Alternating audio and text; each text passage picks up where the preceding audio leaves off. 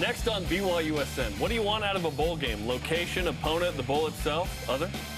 And Jeff Hansen joins us to talk about his list of potential candidates for the BYU defensive coordinator job coming up. Jeff Hansen making his debut on the show today. Let's go. Welcome to BYU Sports Nation, presented by the BYU Store official outfitter of BYU fans everywhere. It is Tuesday, November 29th. USA, go beat Iran. Or is it Iran? Asked Tyler Adams in that press conference. I am Jarom Jordan. She is Kristen Kozlowski. Welcome to the new set, Kristen. Thank you. I haven't been here yet. A lot of glass. A lot of glass. Make sure we keep this clean. Let's put some stuff on these shelves at some point. Less clutter. Yes, we're going to put Big 12 trophies all over this set when we start to get them in the next couple of years. That's the plan. But good to have you on the show. We got a lot going on. Happy to be here. Yeah, a lot to talk about. What's coming up on the program today? Well, to start, we're going to go with Aaron Roderick, and he gives us a clue about the BYU bowl game. So that is interesting. And what are we looking at with BYU Hoops tonight? They're up at Vivint Arena with Westminster, and we unveil the 2023 men's volleyball schedule with head coach Shawn Olmstead. Finally! I've been waiting for this. Just kidding, I've known it for a little bit. But we're going to release it publicly. Let's go. Okay, here are today's headlines. First up, we don't know what bowl game BYU is going to quite yet, but Aaron Roderick, yesterday on Coordinator's Corner, gave us a clue.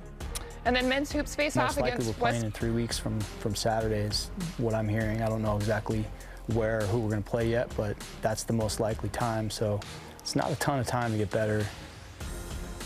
No, it's not. But that means on December 17th, which is what he's referring to, could be the Frisco or New Mexico Bowl, most likely, perhaps Lending Tree Bowl. That will be announced no later than Sunday. Can't wait. And then men's hoops face off against Westminster tonight up at Vivint Arena. Tune in to BYU TV and BYU Radio at 9 p.m. Eastern. Yeah, we got pregame on radio and TV at 8 as well, so check it out. The guys will be up at Vivint, and we will be down here in the studios at BYU TV. And last but not least, Tuesday, we got 3 headlines. Let's go. Women's volleyball West Coast Conference honors are out. BYU had 4 of the 16 first-team selections. I don't agree with 16 on the first team. That's a lot, but it's all good. Erin Livingston, Whitney Bauer, Whitney Lareness, Heather Knighting on the first. Kate Pryor and Kelsey Knudsen honorably mentioned, and Pryor was on the freshman team. Cougars played James Madison, that guy, Friday in the first round of the NCAA tournament in Pittsburgh. Good luck to the ladies. All rise and shout. It's time for What's Trending.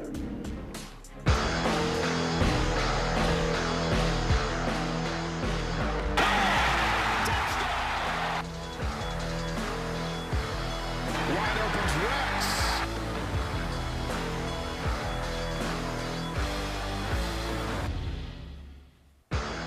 7-5 regular season. BYU headed to a bowl game. Which one we'll see. Sounds like December 17th is the date. As we mentioned, New Mexico or Frisco. It sounds like most likely perhaps Lending Tree. We will see.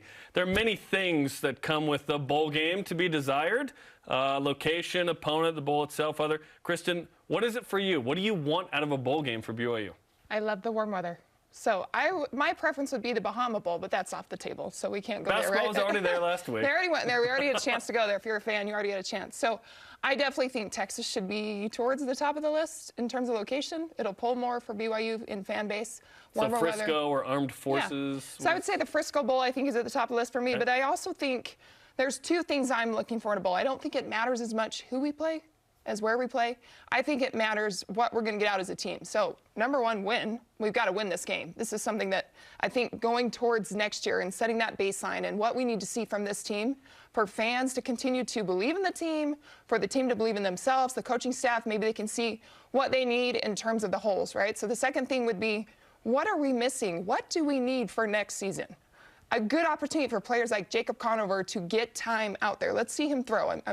We saw him throw against Stanford. What do you mean? We saw one pass against Stanford. Right? So we need to see him throw and complete and see what he can do to give himself a chance to be in the running. And obviously we're going to dive into that transfer portal. But can Jacob Conover or other players for BYU get their opportunities? So I think it's a good showcase for the staff as well. So you want warmth.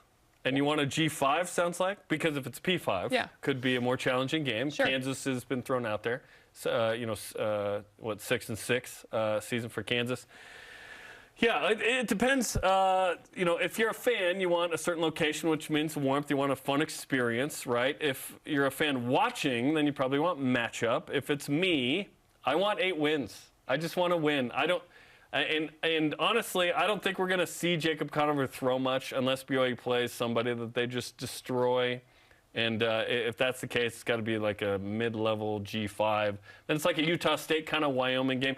What do I want out of the bowl game? I would love some excitement and an interesting matchup, but a BYU win. Those don't always come together. But, like, do you want, like, 2011 Tulsa in the Armed Forces Bowl type of game where it's like, hey, you didn't like that. Your face just told me you don't like that matchup. I don't like that. No. Your face scrunched up. Like, I don't know. Yeah, like if you say, yeah, you got Kansas. We're going to play Kansas in the Big 12. It's a great measuring stick, right? Like, at least get that out of it, possibly. No one has ever said that sentence in the history of humanity, Kristen, that Kansas would be a measuring stick.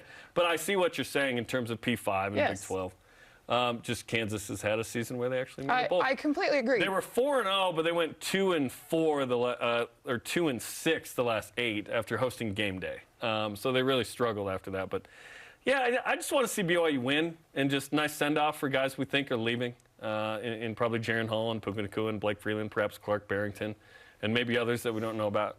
But yeah, I just want to see BYU win because if BYU gets to 8 wins, in spite of how bad it felt at 4-5, they will have pulled off 4 in a row. They will have, we all feel better about it. Did BYU salvage the season? No, because we expected 9.5 for this team and to be in the top 25 and be in the mix for 10+ again. They're not going to do that. But, so it's disappointing to some degree no matter what. You got a new DC.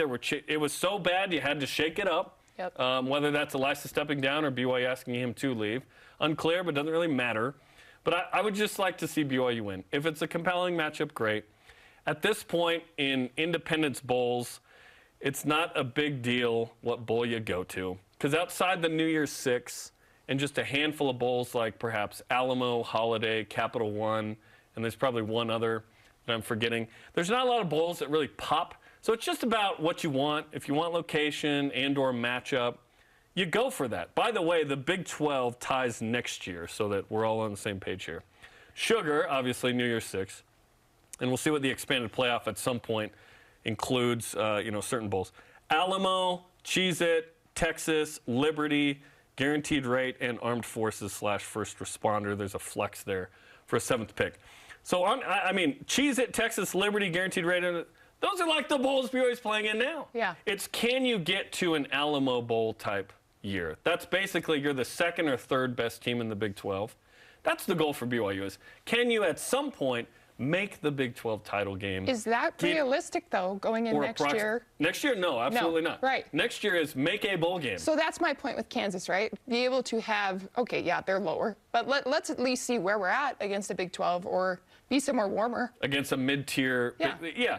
Do we want it? Well, is that a question we actually want to know the answer to? Because what if the answer is no? Well, like, what if BYU plays Kansas and it doesn't go well and we go, oh gosh, we lost to Kansas? Like, but if you win, there's pros and cons for sure. Sure, and that's the risk of obviously playing games, and you want to play games. But bowl projections out there. Jared Palm of CBS saying First Responder versus Kansas. That's the one. Yep. Mark Schleybaugh, ESPN. Lending Tree versus Coastal Carolina. Ooh, a rematch. Coastal is the team, if I could pick, that BYU plays. I just think that would be awesome given what happened. The 2020 game. I hate that game. About a yard. Sports, right? hate that game. Yeah. Yes. Kept us from going undefeated that season. Yeah. Kyle Bonagura. Quick Lane versus Ohio. Not happening. Brett McMurphy, Gasparilla Bowl, UCF. UCF with the new homies. That could be interesting. Richard Johnson, SI.com. Frisco versus Louisiana. Now that's a real possibility. Because if Aaron Roderick's telling us he's hearing December 3 weeks from December the 17th. Yes, correct. There are 6 bowl games that day. A couple already have ties fulfilled. It's probably Frisco or New Mexico or Armed Forces. Those are the 3 that I have heard are in the mix. And either of those, they're going to draw well. Fan base for BYU. You said neither? Either. Okay. Yeah. I was like, okay then. Yeah. Either of those, I think that we're going to get a good turnout. But I do think the Frisco would be probably at the top of the list for the fan base. Yeah, if you can be Dallas area, solid group of Cougar fans in the Metroplex, of course, that would be an interesting one. Yeah. So I just want to win. You want warmth. and a matchup. You want the best of both worlds. I definitely want to win, but warmth. Yeah. We all want to win, but I would take like a crappier opponent over location. Sure. Does that make sense? Yep. Or bowl itself. Opponent matters. Yes. For you. Yeah. All right, Jarom, let's shift just a little bit. What do you want to see tonight from BYU Hoops as they play Westminster up at Vivint Arena?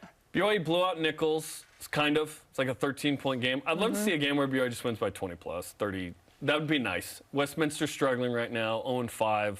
Although, 4 of those 5 have been within like 7 points. They've been competitive. Got some former Cougars there in Taylor Miller, who was announced as a BYU player, never played here, and then Jeremy Dowdell, who was on the roster last year as a walk-on. Yeah, I just want to see BYU just blow out a fool. That'd be nice. Last time BYU was on an NBA court, they crushed Oregon in the Moda Center last November. Certainly that team that day different than the team that finished the year and even this team. But BYU's coming off we had to have an all-time performance to not go 0-3 in the Bahamas. But they did have that performance. And went down 23 to their discredit, but to their credit, they came back. And won in OT, which was awesome. Jackson Robinson found his shot. I'm interested to see if Spencer Johnson plays tonight. Was out with a knee injury on Friday. Don't need him tonight. Don't even need him Saturday against South Dakota, the Coyotes' first matchup ever. So I don't know. I just want to see that second unit continue to evolve, which BYU's gone 10 deep, by the way. They have a clear starting 5 and a clear second 5. Well, I agree with you. I think that we definitely need to, but I want to see improvement in certain areas. So we're getting better. We're trending in the right direction in terms of turnovers. That was a huge focus, right, early on. Turnovers. So we're averaging 17 per game.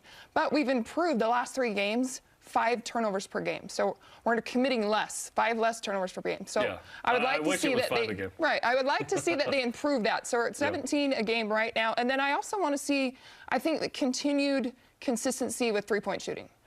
Jackson Robinson, you mentioned him. He's been shooting the 3 ball very well. He was started 4 for 28 in the first 6 games. Yeah, 9 of 18 his last 3. Yeah, so he's shooting at 50% the last 3 games. And Gideon George, I think Gideon George has now elevated his game to kind of be that consistent leader, continue to be that leader. I think he'll have an advantage with his athleticism tonight.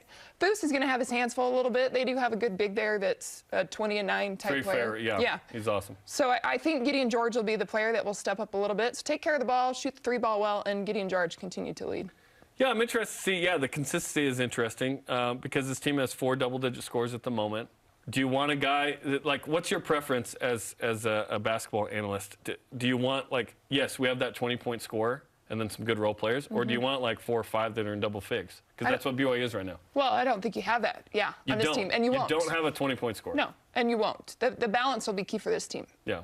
And we're seeing that right now. Gideon with 21 to lead the way on Friday. BYU has alternated leading scorer every game. There's not been the same guy. Foose had 21 before. Yes, and that was the first time BYU had anybody in 20 the last 2 games. So we'll see what happens. That's coming up tonight, 8 Eastern. Pre-game on BYU TV and BYU Radio. Let's hear from you and Voice of the Nation. Our question of the day is this. What do you want out of a bowl game for BYU? Jordan Royal on Twitter. Obvious answer is just win, but a bowl win does way more for the program than people think, even if it's not a prestigious bowl. It can boost recruiting, transfer portal, program morale, get some much-needed momentum for the Big 12 gauntlet coming next season. That is an interesting point because last year, in spite of how awesome the regular season was, 10-2, beat Utah State. They both were in the final AP poll. You lose that bowl game to UAB, and it's just a weird, dour feeling in the offseason, despite finishing ranked 19th. That, if you told me at the beginning of the season, BYU, despite losing all those guys in the draft, Zach Wilson and Brady Christensen and everybody, they're still going to go 10-3 and finish 19th. I'd go, oh, that was amazing. What we didn't realize was a bowl game lost to a G5 is a sour feeling. Now, let's just prep everybody for this. If BYU loses a bowl game, we got to start to talk like a P5 and act like a P5. Do we not? Do we not? We do. If BYU loses to a G5, all we say is we didn't want to go to that bowl. We didn't want to be there. That's what P5s do, Kristen. They just go, oh. That's an excuse, though. It totally is. And we'll use it if it doesn't go well. Not an excuse. But hopefully, a good reason. Yeah. Hopefully it goes well and BYU wins. And eight wins would feel like BYU somehow did something. Yeah. I'm not sure I quite go there for it, but it's close to that of okay, 4-5, not feeling great, ripped off 4 in a row, let's go. It would then feel like 2013 and 14, where BYU won 8 games those year and played tougher schedules, and there they are. Yeah, just finish on a win. All right. BYU basketball faces Westminster tonight at Vivint Arena in Salt Lake City. Join Jarom and Tyler Haws as they kick off the coverage with BYU Sports Nation game day at 8 Eastern on BYU TV. And it's Westminster, not Westminster, people. Come on, let's get that right. Coming up after the break, Jeff Hansen of 24/7 Sports has his new defensive coordinator big board. He'll break it down on his debut on the show. This is BYU Sports Nation. When my grandfather started this company in 1947, he couldn't have envisioned what we would ultimately become.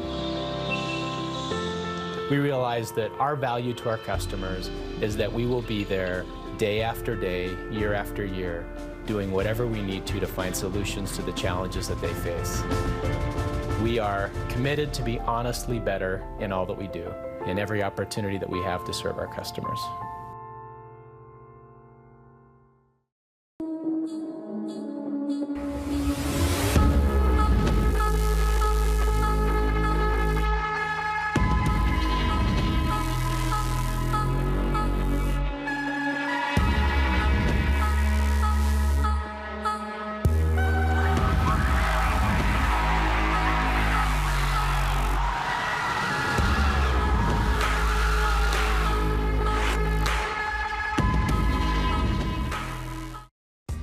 BYU Food to Go's convenient location at 2191 North Canyon Road in Provo makes bringing popular BYU foods to your next event easy. Everything's ready when you need it at the drive and load pickup. You drive in and they load no matter the weather. And stop in the on-site creamery for great BYU chocolate milk and ice cream. BYU Food to Go, bringing campus to your table. Call for details, 801-422-5001. Now I'm living in paradise. Merry Christmas, baby. You sure been good to me. Merry Christmas, everybody. Good night. Keep on. All the way home I'll be warm. It's Christmas every day of the year. To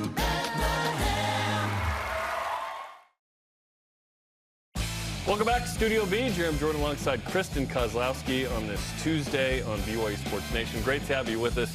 BYU football in search of a new defensive coordinator. And if you follow him on Twitter, you know that he's got the goods. And we welcome to the program for the first time ever, Jeff Hansen, Ricoto 10 on BYU Sports Nation. Jeff, what's up, man? How you doing, bro? What's up, guys? Hey, happy to be here. For my first time, I wanted to wear a button-up shirt. I wanted to, button it up, do the top button, Jarom, just be a little home. But I got these jowls here on the bottom of my neck. I haven't done a top button-up in, 10 years, so Listen, I couldn't quite get it done. Not every shirt works for you, boy. I've been going less and less to that, element, but it's all good, man. I loved your big board yesterday, 1.0, which means there may be others. So let's talk about it. BYU's Elias Tuiaki has stepped down. BYU's looking for a new DC. First off, I want to ask you, is your preference as a man who covers the Cougars and a fan of BYU, a guy that has already called plays before and been a DC, or is it a position coach that Kalani can mold into that? For me, it's really neither. I want a guy who's going to recruit. I mean, that really is the biggest thing. And I think we've seen it, right? We've seen the depth of BYU in the last couple of years with injuries and things like that there's been a lot of guys who have played, but we've seen the performance drop off as BYU has to go further into that depth chart, which is to be expected. I want a guy who's going to be relentless in their efforts to improve the depth of that depth chart, right? Moving beyond recruiting, I think going into the Big 12, previous play calling experience is pretty darn important. Maybe 5 years ago when BYU is an independent team and they kind of know what to expect year to year, you take a flyer and you let somebody learn that aspect of a coordinator job kind of on the fly. But I think going into the Power 5 world, BYU needs that existing experience, somebody who can step in and kind of hit the ground running. I feel the same way. I love that experience. You can't walk in and be like, what's going on? Although if BYU hires a position coach to do it, they feel he's ready. Okay, let's talk about the big board you put out on 24/7 Sports as you cover BYU there. Who's at the top of the list, and who do you think's really in the mix here? Yeah, man. For me, it's Derek Odom, and he's outside of the BYU box. A lot of BYU fans may not know who he is. He played at Utah. He's coached with Kalani at Utah and at Oregon State. He's currently the San Jose State defensive coordinator. If you look at just the raw stats of San Jose State, they're a good defense. I think they're top 30, top 40 in both total defense, scoring defense. SP Plus has them right in that range as well. That may not blow your socks off, being a top 40 defense. San Jose State's a really difficult place to win games. They're not the biggest program in their conference, and they are in an area that, while there's a lot of recruiting talent, there's every school in the country that's recruiting that area, right? So it's really difficult for them to win and to win consistently. If you look at where San Jose State was in 2016, when Coach Odom took over the job, they were bad. I mean, they were bad.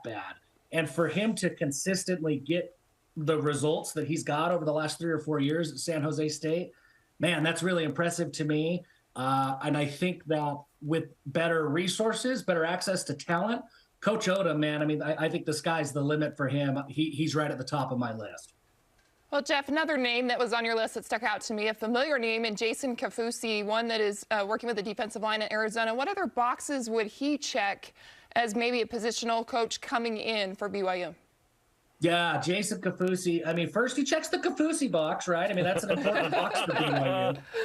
So he checks the Kafusi box, but that dude recruits, man. I mean, he recruits as hard as anybody in the West, anybody in the Pac-12 right now. Jason Kafusi, he grinds. And so I think that mentality is going to be very important in the Big 12.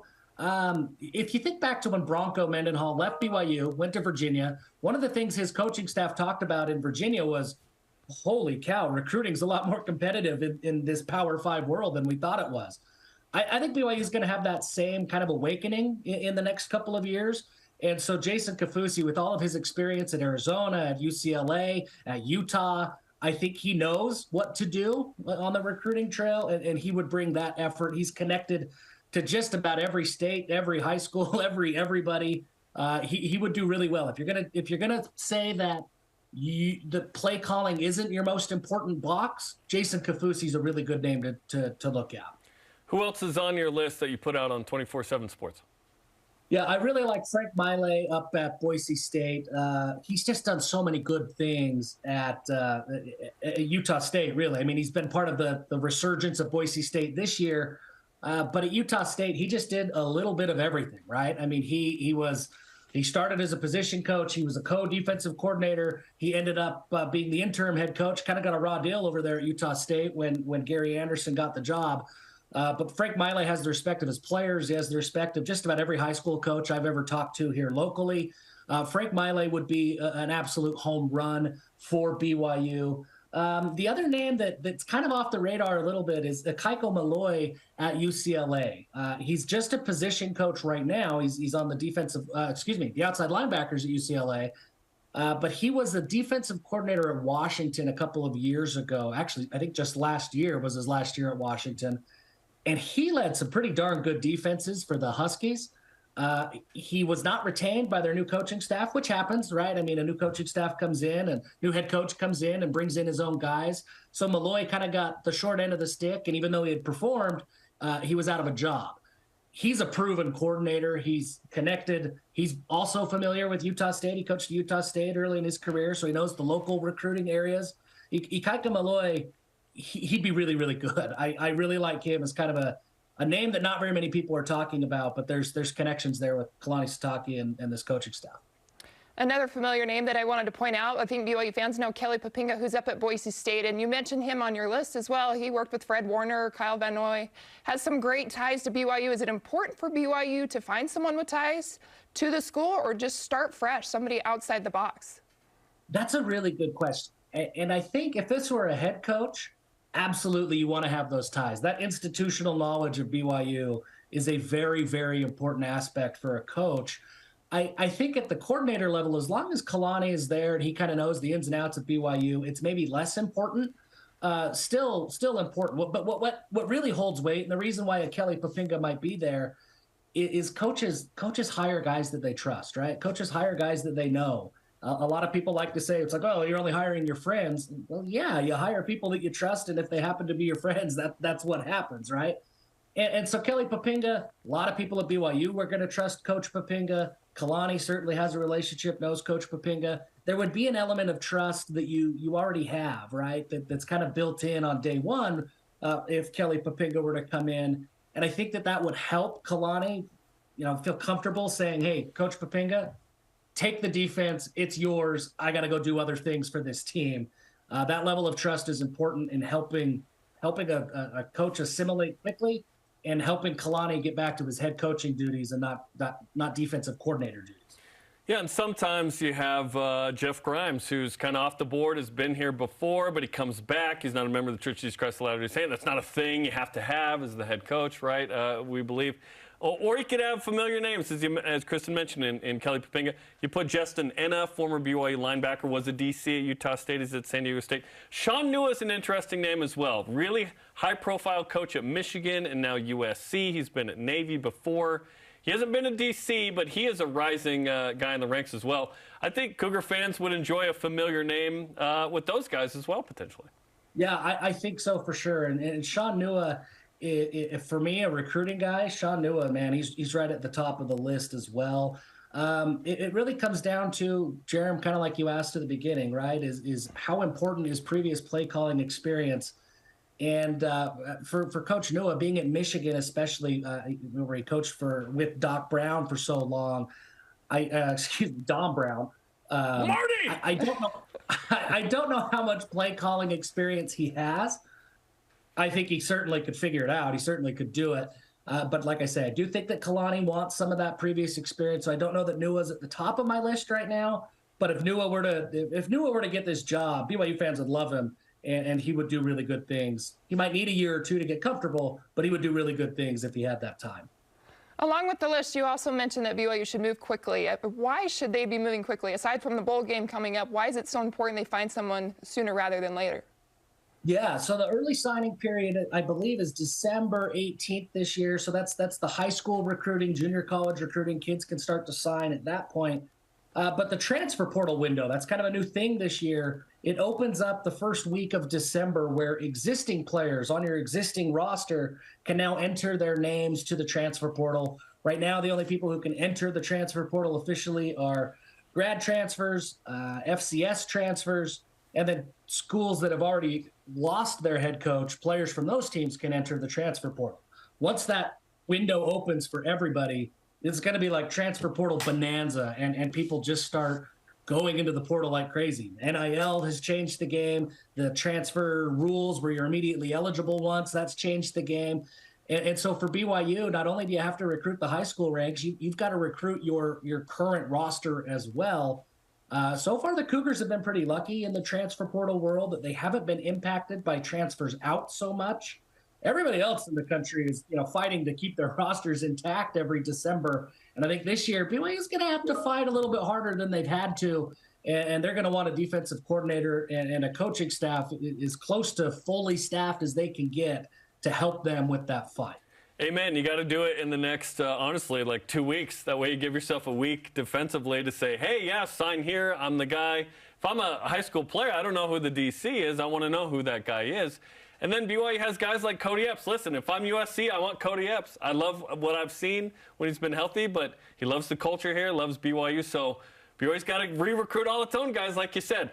The expectation, Jeff, is that BYU will pursue a high-profile quarterback to be the next guy, should Jaron Hall leave, which we expect him to do. And running backs, Hinckley Ropati and Miles Davis, nice additions. I'm not sure they're RB1 types in the Big 12 per se, but good number 2s and 3s. Do you feel like BYU is going to go get those impact players in the transfer portal for next year? I think they're going to give it their best shot. I think you mentioned quarterback, you mentioned running back. I think they'll probably dabble a little bit with defensive linemen depending on who's there in the portal. There's a handful of positions that the BYU is going to go out and try to get. But I think that the nature of the transfer portal, last year there were 3,000 kids who hit the transfer portal. I mean, it's just crazy. It's totally changed the game of college football. I think BYU, if you look at their recruiting class out of high school, there's only 14, 15 commits right now. Normally there'd be 20, 25 at this point in the class. I think BYU's gearing up to just go and add talent from the transfer portal. There's a few positions that they've got to get. You mentioned those. But if the right opportunity comes up for a wide receiver, for a linebacker, I think BYU is going to be pretty active in trying to get those guys and just adding as much talent to the roster. It's what you've got to do. I mean, people are able to remake their rosters now in a year. You look at TCU, just a year ago, they were firing their coach.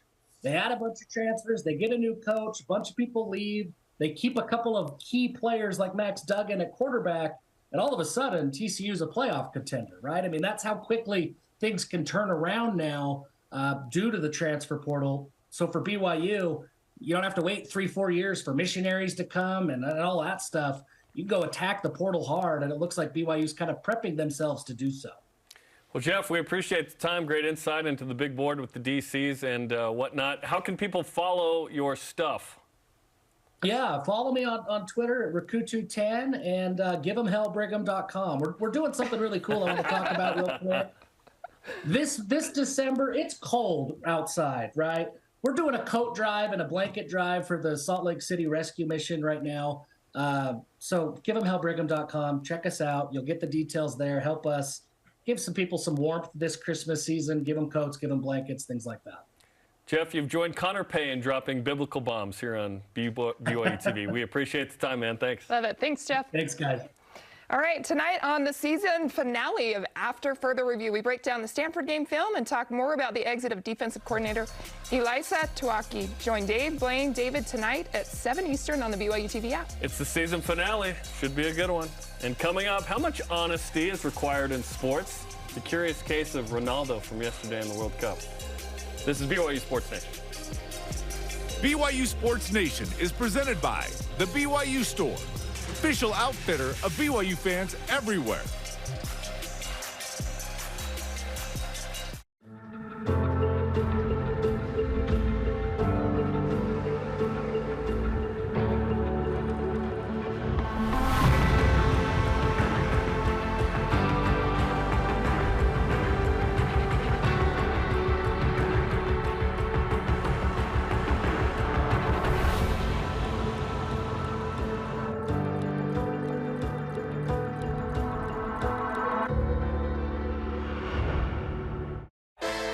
If you're looking to build your brand awareness and increase market share as BYU moves into the Big 12, this is the place, BYU Athletics.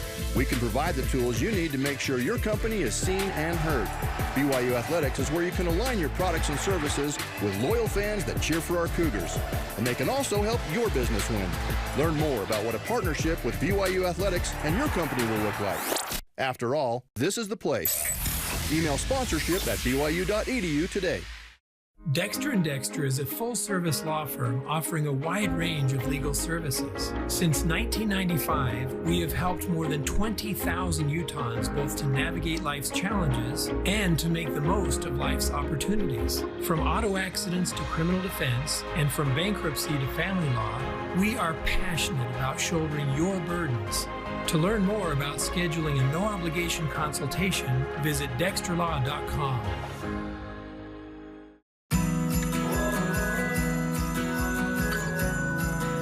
This man is the Messiah. It's contagious, you know. Say, what is? Kindness. The world can be a beautiful place. You just have to slow down and enjoy it.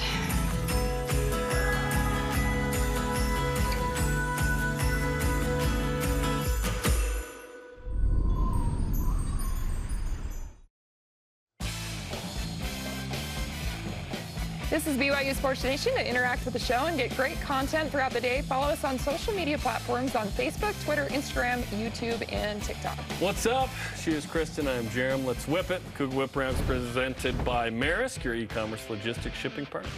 All right, Jarom. Men's basketball put out their last of the new uniforms. The black with the royal just came out.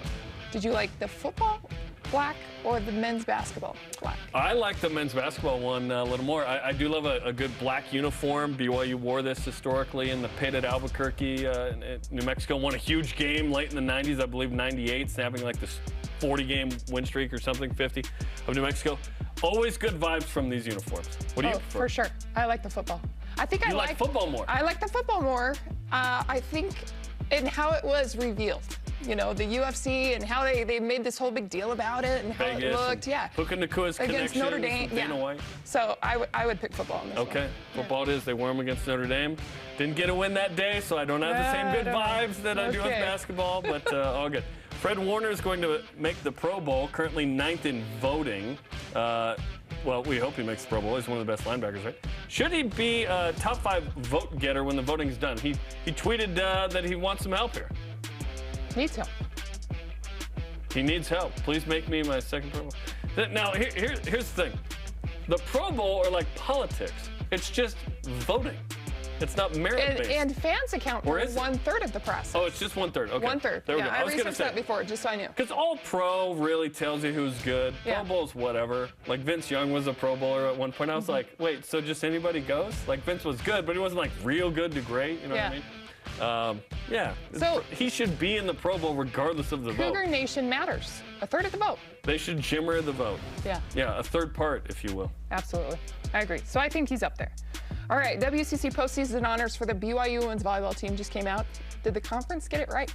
They nailed it. And here's why. Because there are 16 players on the first team. I think there should be 7, like a starting lineup. You have your 2 outsides, 2 middles, opposite, center, and libero. But there are 16, so it's all good. But they nailed it with Livingston, Bauer, Larenus, Knighting on the first team. Pryor Knudsen honorably mentioned. Pryor on the freshman team. Pryor's going to be a star, by the way.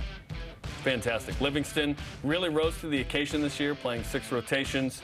Top hitter in the conference statistically. She was fantastic. What BYU lacked this year was a second pin hitter consistently with her. Sure, yeah.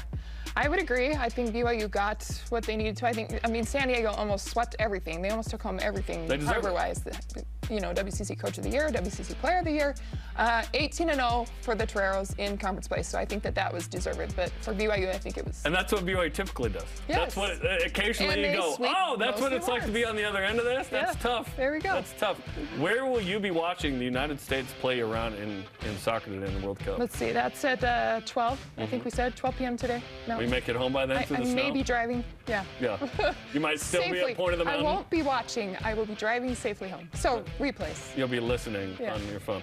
I'll be at home watching with my guy Carson Payton, former UVU captain. He knows the game better than I do. I'll be and like, you're what's representing going on? And I'm repping. They're wearing the blue today. I don't have the blue. This is what they wore the first game. But, yeah, I'll have the 2 screens up because Wales, England will be going at the same time. Winning in for the United States. Let's go. All right, Ronaldo was credited for and celebrated a goal in a review yesterday. He did not touch it. Do you have to be honest in sports? This brings up a good question. Let's talk about this because, sure, you know, to be employed here, I answer the question, are you honest in your dealings with your fellow men? Now, in sports and in a court of law, you don't go declare what really happened. You allow that process to take place, That's why we have officials, right? That's why we have officials, right? And in court, you don't go, I actually did it. I got to be honest. You let that process take place. But with Ronaldo specifically, he acted like he touched it. Now, in soccer, I'm not sure. In volleyball, the hair is not a part of a contact. It's actually, it has to touch your head, right? Which there's a lot of gray area, it feels like there.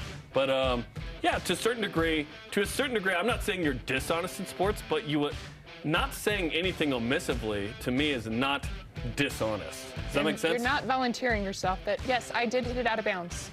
My bad. Exactly. Yep, give it to the other team. Exactly. Now in church ball, that may be different. You know? Church ball is its own brand of everything, right? I still wouldn't volunteer in church ball. Yeah. There it is. The competitor comes up. Okay, it snowed last night a ton. It was kind of a messy commute this morning here locally. For those who don't live here, this led to the following tweet during the show from BYU backup quarterback Jacob Conover. I love my BYU minivan, but she was not made for the snow. Might be time to move on. As a reminder, this is what his minivan looks like. It is decked out. It is wrapped to the teeth. This thing is awesome. BYU's backup quarterback's rolling around Provo. If you see that thing, you're like, oh, that's Jacob Conover. So this begs the question. This is a choice he makes to have a minivan. I had a minivan at BYU for a minute. I've talked about it. I took 6 girls on a date. I called it the Polyga date. It was awesome. Should the BYU backup have a better set of wheels, or is this perfect? Perfect. It's perfect for the Look backup. at the wrap on that thing. That's what sets it apart. Is that a Honda? I'm trying to see what it is. Like a 19, not the minivan game yet. A 1992 Honda. I can't really tell, but I think this is perfect. It's not so much about the minivan as it is what you do with it, and he's wrapped it perfectly. You know, so if he had a minivan with no wrap, that would not be as Time to move on. I think it's time to move on for him. I really do. Not just because of the snow. I think next year he's competing for a starting spot. I think it's time to get him a nice set of wheels. But in the meantime, let's just hope he's safe. Just be safe. Yeah. A lot of snow coming. In that two-wheel, probably front drive minivan, that's not going to be that safe. Yeah. Stay safe. Stay safe. All right, join us for BYU basketball with Mark Pope this week as Coach Pope recaps the Westminster game with Greg Wrubell and looks ahead to South Dakota on Saturday. Watch it tomorrow at 8:30 Eastern on the BYU TV app. Special day because of the game tonight, and we've got the men's volleyball schedule coming up. Hey, Shawn Olmstead in the house. You wearing neon today? No neon? Shocking! We'll break down the schedule coming up after the break. This is BYU Sports Nation.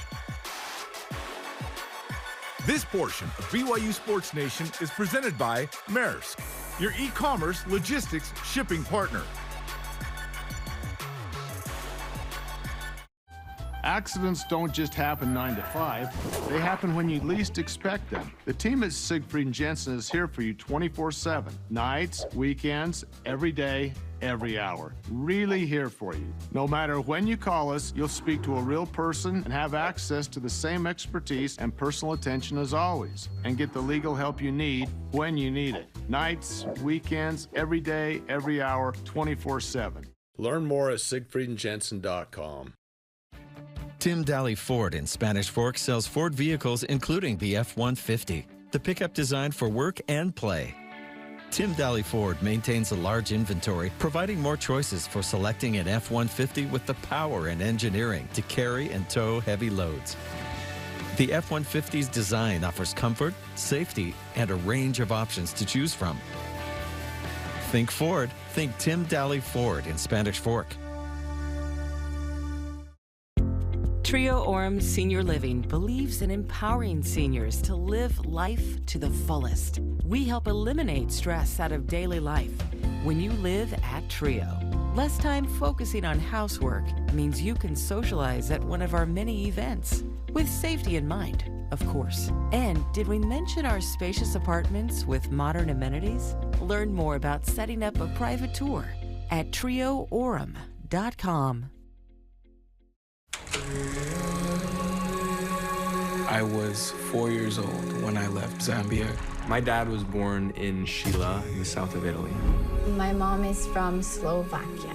We haven't really talked about it, never, not once. My dad doesn't really talk about his life in Serbia. I just really want to know who he is. And then discover who am I.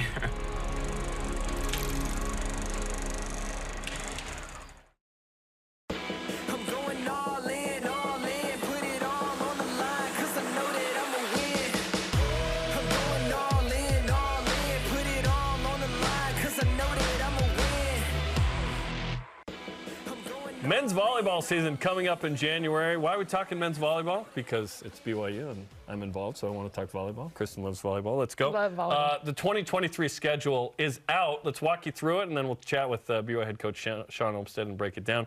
So it starts January 6th against McKendree. This is a revenge game. McKendree came in here and won a couple years ago. Lewis in the house, bye week early. And then Fairleigh Dickinson, a new emerging team in the game. We'll talk about the growth of the game, especially in D2. Coming up at UC Irvine after that, and then we get into February. February 2nd and 3rd at Ball State, and then the 10th and 11th at home with UC Santa Barbara. 17th and 18th of February at UCLA. That'll be big ones. And then the 24th and 25th, the final at the end of the month, is at Concordia. In March at Grand Canyon for a pair. Ohio State comes to Provo. Of course, always vengeful thoughts from 16 and 17. Bye week, 24th and 25th. Pepperdine at home and USC. All right, in April, a bye week to start off, and then the 14th and 15th, Stanford at home. Then we'll return to Stanford for the MPSF tournament. So there we go. That's the schedule. It's out. Get your tickets, BYUtickets.com. Let's go. We now welcome Shawn Olmstead to the program. Shawn, what's going on, man? The schedule's out, baby. Schedule's out. it's an exciting day. USA Soccer's going. We're talking Ronaldo's goal. We didn't mention Maradona. That's the most famous goal ever, the hand of God goal. So, but I won't get too deep into that because we all get distracted. Controversial. But it's an exciting day, and I've got to be in the gym, so I can't. I'll have our trainer uptate us as the match progresses. But you can't throw it up on the boards?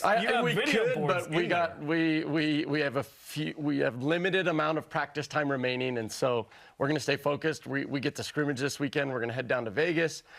We get to meet Pepperdine down there. So as much as I thoroughly enjoy a great soccer matchup, we got to stay focused. And if I would put on a game, it may be tomorrow. You know, Argentina's got to play for their life and, you know, kind of return missionary. You know how it is. Served in Brazil, served in Argentina. Well, that's why I have an issue with this, because it's Argentina. So anyways, yes. But let's get back to the schedule. Let's talk about your wardrobe. Oh, yeah. I love the hat, first off. The hat, that's the best I could do for the flag soccer. There we go. Okay. Really like this hat, and BYU and Nike put out a great Veterans Day collection. And then this, the sweatshirt, you know, we've had an opportunity to have some unique designs and do some things that get people excited for our program, for our team. And so this one I actually kind of designed myself and put it over to our equipment people. They got it done. And so many people reached out to me when I started wearing this that we had to go and we reordered, I don't know, like 30, 40, 50 more that are in process right now. So anyways, yeah, that's the wardrobe, I guess. No and neon, jeans. though. The shoes, I don't know. They're on the back. That's your thing, but, neon. You know, Oh, I see some green neon on the heel. We got the Nike Trail socks. Yeah. Good collection. The ultra marathoners, Shawn Olmstead. Yeah. So what went into the schedule? Talk us through a little bit of this. What went into the schedule and kind of getting some of these games? Yeah, so there's years ago, I really got more and more involved with kind of, you know, growing the game. We started to see the growth of the sport in men's volleyball, especially at a time when things in college athletics seemed to go more into the bigger sports, the football, revolved around all the NIL stuff and things growing bigger and bigger, and the rumors of their own association or this or that. And, you know, men's volleyball, you know, kept growing and kept kind of building. There was this movement to grow the game. And I looked at an opportunity to get out there and play those teams that aren't getting those opportunities. You know, years ago we went to Mount Olive, and to this day, that has been one of the best road trips we have ever had, to go in the middle of nowhere, you know, Mount Olive, take our team there. The amount of BYU fans that came, I mean, we filled the gym. It was such a cool experience. And our guys say the same, you know, even playing at a sold out Hawaii or different venues, that experience, being there, reaching out to those people in that community. And so I've looked at those opportunities to be able to bring those kids in. And it's really, really fun for me as the head coach to see these kids at these other programs come to the Smith Fieldhouse and like just, wow, the experience. That I find so much joy in that, just being able to allow those kids that opportunity to come and play in front of 4,000 or 5,000 fans that they're never going to get in their life and in their career. And so every year I've tried to do my best to reach out to those programs and stay in connect, to do my part to help build those teams and get them exposure and give them that opportunity. And so there's, we have that opportunity here in Provo. We start with great competition, like you said, McHenry and Lewis. Both those teams are great teams. McHenry, Nikki does a phenomenal job there doing both programs.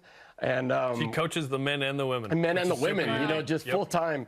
And Dan Friend is a close friend of mine at Lewis. We've kept a really good connection because I think it's important to be able to go to those programs. And he feels the same, to be able to come out to the West Coast. Bringing Ohio State here is a great opportunity for us. You know, Pete's retired. Birch has done a great job there, and he and I have a good relationship. The consistency with Irvine and Santa Barbara, we like that relationship with the Big West going back and forth. Sure. And so there's a lot of those things that went into play into the schedule, and we're really excited to just get going right around the corner. And the MPSF tournament is a predetermined site now. It's at Stanford. That's new. Yes, that's new, and it's I can't recall the exact the dates. We have them all. We have it an email where BYU falls in the next. Rotates among the 7? Yes, among the 7. So in the next 7 years where we fall, and again, I can't recall where we're at, but we're in there, and they're just going to do that. And I understand the idea behind it. It gets really hectic trying to reserve rooms, flights, everything, when you don't know the week before who's going to host the tournament. And so I get it. I understand it. I still, I will say I voted for the old school to just, fight to host the tournament.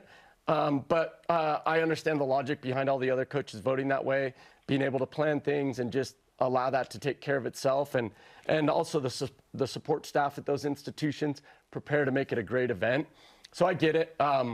Again, I still wanted to fight for, up to the last week. That was exciting and fun. Like, hey, we're fighting to be able to host this thing, and we could bring the championship here to our court, our fans. If I'm the league, I don't want it to go to Provo.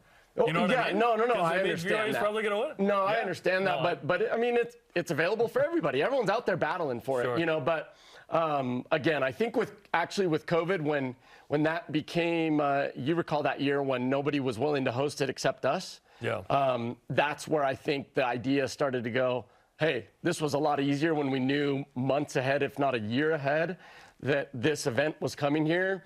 It just checked the list. All the quarters there and the whole everything, everything. So I understand that. That was fun. We called all those matches. Yeah, that was really exciting. Yeah. Give us a brief overview of the team really quick, and a few players, particularly with Bernardo, who just a couple weeks ago is joining the team, and you've got Trent Moser, who you're looking forward to this season as well. A lot of great things. We brought back that group. We graduated Alex, Bio, and Davide. But the remainder of those guys that were playing and battling and going through a really tough year last year, they're all here and back, and each one of them has improved tremendously. Got stronger in the offseason. Mix had a great opportunity to go over to Europe and train with the Latvian national team. We had a handful of guys staying on campus, working out together. And so there's a lot of great things. So a lot of the guys you saw last year are back, Mix, Mitch. Mitch has done a phenomenal job in the offseason, and he's improved maybe more than anybody else on our team, our libero, and that's been really exciting. Tion Taylor is just, you see him blossoming. He's a walk-on kid that didn't play a ton of volleyball, but he's physical, he's fast, and he's just learning the game every single day. Trent Moser, like you mentioned, is a really, really strong recruit out of Arizona. Luke Benson is Luke Benson. I can't get him off the volleyball court. He's in there 10 p.m. with his mom shooting the cannon at him for 2.5 hours on the weekends. And he's just excited and ready to play. And we've got Capono and Anthony coming back as opposites. So a lot of great things for our team coming back. Bernardo's going to add to our team in December when he gets here, and we're going to kind of be able to see where he fits in. It's unfortunate that he couldn't train with us at all, but that's part of it, and we understood that going into it, and really, really have been excited about the additions of all the guys. Well, obviously, we can't wait. Coming up in January, all the matches will be on BYU TV and/or the BYU TV app. Shawn, we appreciate the time. Best of luck with everything, Always. Man. Thank you guys for everything. Go USA. Let's go. All right, listen as BYU basketball faces Westminster tonight at Vivint Arena in Salt Lake City. Coverage begins at 8 Eastern on Cougar pregame live on BYU Radio. That's right, radio and TV, we got you covered. And coming up, Top 5 Tuesday featuring the best comebacks in men's hoops history on the heels of that 23-pointer against Dayton. This is BYU Sports Nation. BYU Sports Nation is presented by the BYU Store, official outfitter of BYU fans everywhere. Introducing the truck for adventure. The all-new 2022 Nissan Frontier doesn't compromise on power or comfort. This midsize truck was redesigned to incorporate the latest technology and designs for safety, comfort, and convenience. Plus, with up to 6,700 pounds of towing capacity and best-in-class horsepower, it's rugged enough for adventure and still safe enough to transport all your favorite people. Where's your new Frontier?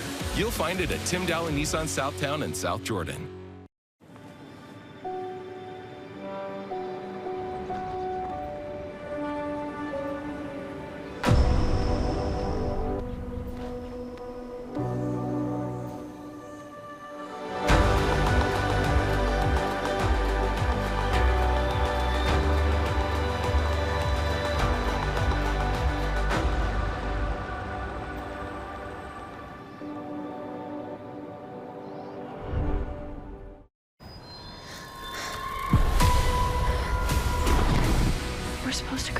always wish. You're being super friendly, which is really suspicious. The past is the past. I just wish things had turned out differently. Zamir, the wish is actually getting harder. I don't know if I can do this. We're not our mistakes. We have to dig deeper. Inhale courage. Thank you. Exhale fear. Thank you. We love granting wishes! There are things happening in Seaburg. They care more about people spending money than they do about people getting sick. If they're causing toxic pollution, it is everyone's fight. We can't just let them get away with it. If anyone can figure this out, it's my brother. Friends don't abandon each other. Fine. Be heroes. I know what it's like to love someone so much you do anything for them. Whatever happens, I'm glad we're facing it together. Me too.